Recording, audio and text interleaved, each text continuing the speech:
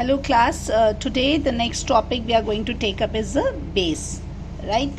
Before taking up the points of the base, how many of you have tried to do like this girl making soap bubbles? Yes, and you really love to prick those bubbles, right? And yes, my dear students, this soapy solution is nothing but a base, right?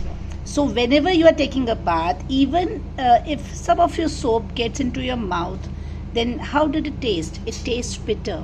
You don't feel like taking it down, right? It is very unpleasant taste that it gives to your mouth. Now, same thing, I would suggest that take just a small drop of baking soda solution in your hands and then just feel it. You will feel slippery, right? So basically, we are going to talk about these special substances called bases, the bases which taste bitter and which are slippery and soapy to touch, right? So how you are going to check it by yourself? When you are not in the school and you are at home, you will just take out the baking soda, right? And you use it for your baking the cakes. Just take just small pinch of this baking soda, mix it with water and then drop it in your hand and just feel the touch. You will find it slippery or soapy to touch. Now basically, when we are talking about the bases, you should know that they are found in soaps, lime water, window cleaner and milk of magnesia. Now this is the bottle of magnesia I have taken. And see what is written, antacid. Yani that means it is going to cut off the properties of acid, right?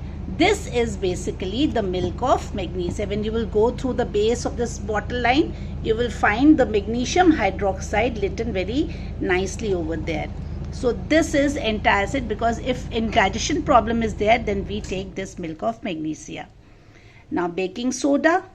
These two bases are there at your home, and you must have seen your toothpaste, that is also a base. Then you might have seen the cleaners, floor cleaners, the soap, they all are base. Very important point that you have to understand is some bases, they are soluble in water. Only some are soluble in water. So we have given them a new name called alkalis, right? You should know the example. So some bases are soluble, some bases are not soluble in water. You should know again the example, aluminium hydroxide.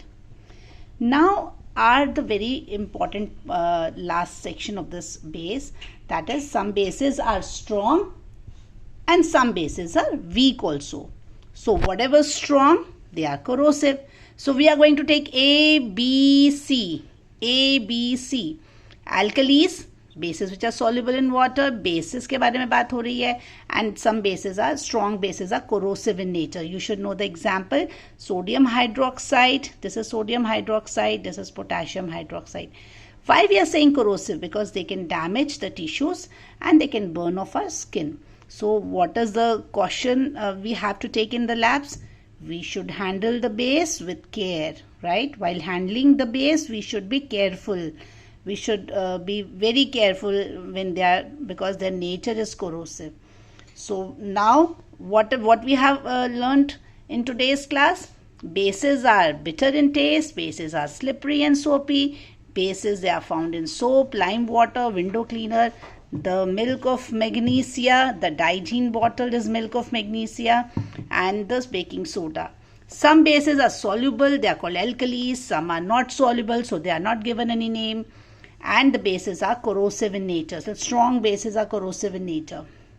I have written the one point, that is a litmus. The bases, they turn red, litmus, blue. You might have seen I have underlined blue B portion here. B for bitter, B for base, B for blue.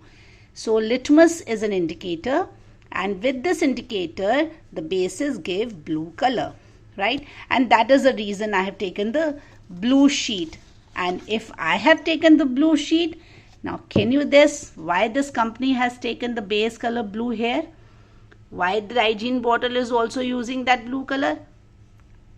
Just let it give a guess. The bases turn red, litmus, blue.